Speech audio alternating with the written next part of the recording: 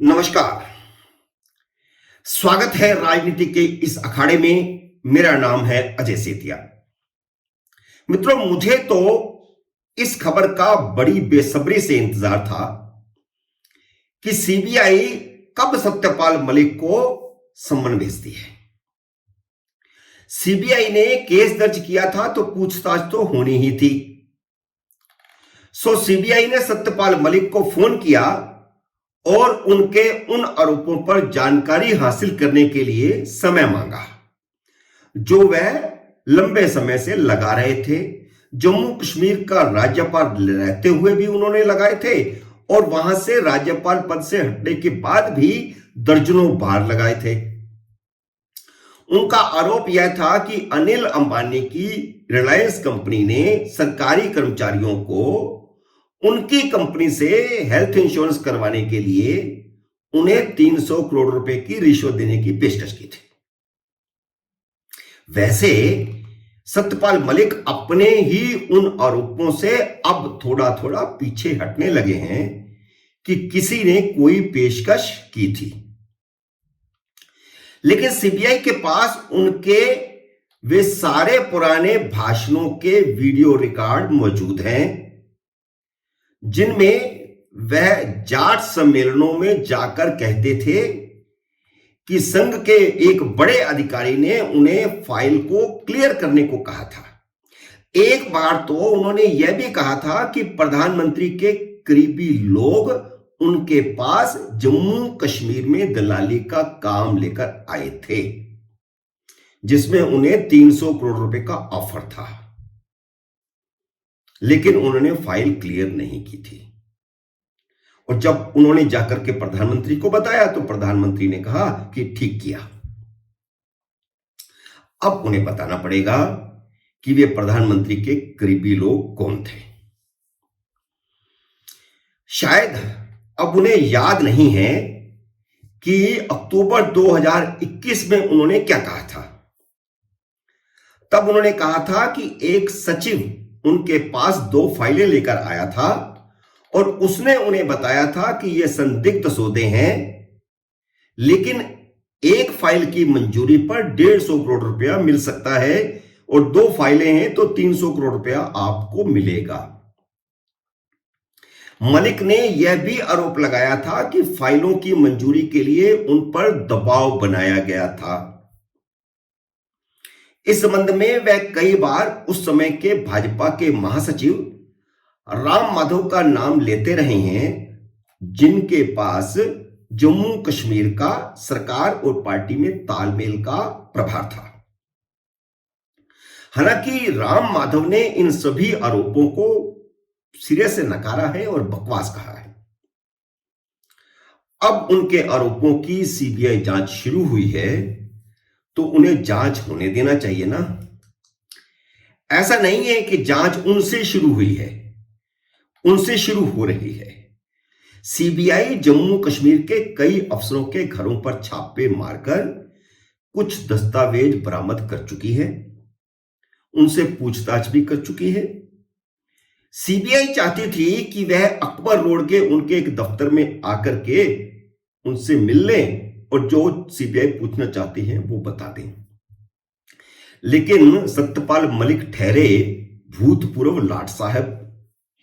उन्होंने कहा कि उनके घर पर ही पूछताछ हो। तो सीबीआई को इस पर भी कोई एतराज नहीं, आखिर वह राज्यपाल तो रहे ही हैं। भले ही वह अमित शाह और अरुण जेटली की सबसे बड़ी गलती थी कि उन्हें राज्यपाल बनाया। खैर, सत्यपाल मलिक ने सीबीआई की टीम को 28 अप्रैल को अपने घर पर आने के लिए कह दिया है। सत्यपाल मलिक से पूछताछ से आनाकानी नहीं कर सकते। उन्हीं के आरोपों पर ही तो सीबीआई जांच हो रही है। वह बार बार आरोप लगा रहे थे तो उपराज्यपाल मनोज सिन्हा ने केंद्र सरकार को लिख दिया कि इनके आरोपों की सीबीआई जांच करवाई जाए। सही बात तो यह है कि गृह मंत्री अमित शाह ने खुद मनोज सिन्हा से कहा कि आप सत्यपाल मलिक जो आरोप लगा रहे हैं उनकी सीबीआई जांच की सिफारिश भेजिए। और फिर गृह मंत्रालय ने उसकी मंजूरी दे दी। स्वाभाविक है कि उनसे पूछा तो जाएगा कि उनके पास 300 करोड़ रुपए की पेशकश लेकर के कौन आया था, वह सचिव कौन था जिसने उन्हें 300 करोड़ रुपए दिलाने के लिए कहा था और फिर दिलाए नहीं। सत्यपाल मलिक को इस पूछताछ पर ऐतराज भी नहीं है और होना भी नहीं चाहिए। आखिर वह कोई सुराग बताएंगे, असलियत बताएंगे, तभी तो सीबीआई उन लोगों को पकड़ पाएगी जो यह काला धंधा जम्मू कश्मीर में करवा रहे थे और कर रहे थे। लेकिन सत्यपाल मलिक को सत्यवादी राजा हरिश्चंद्र समझने वाला मोदी विरोधी मीडिया और विपक्ष जल भुन गया है कि सीबीआई ने सत्यपाल मलिक को क्यों बुला लिया। और यह कहा जा रहा है कि मोदी जैसा करते हैं वैसा ही कर रहे हैं कि जो उन पर हमला करे उसके पीछे सीबीआई लगा देते हैं, जबकि उन्हें तो खुश होना चाहिए क्योंकि मलिक के मुताबिक तो जांच की आंच प्रधानमंत्री नरेंद्र मोदी तक जाएगी, क्योंकि उन्होंने कहा है कि प्रधानमंत्री नरेंद्र मोदी का नाम लेकर के उनके पास लोग आए थे और उन पर दबाव बनाया था। लेकिन इन सब की समस्या यह है कि अब सत्यपाल मलिक ने मुकरना शुरू कर दिया है। उन्होंने यह कहना शुरू कर दिया है कि यह अफवाह थी कि इस फाइल को स्वीकार करने पर, इन 2 फाइलों को स्वीकार करने पर 300 करोड़ रुपए की रिश्वत मिल रही है, लेकिन उनके पास पैसे लेकर के कोई नहीं आया था। उन्होंने मुकरना शुरू कर दिया है।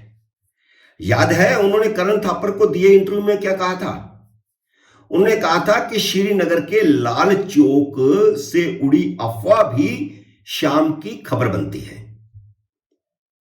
तो मुझे पक्का यकीन है कि अब वे सीबीआई को यह बताएंगे कि वह लाल चौक की अफवाह थी कि 300 करोड़ रुपए का लेन देन हो रहा है।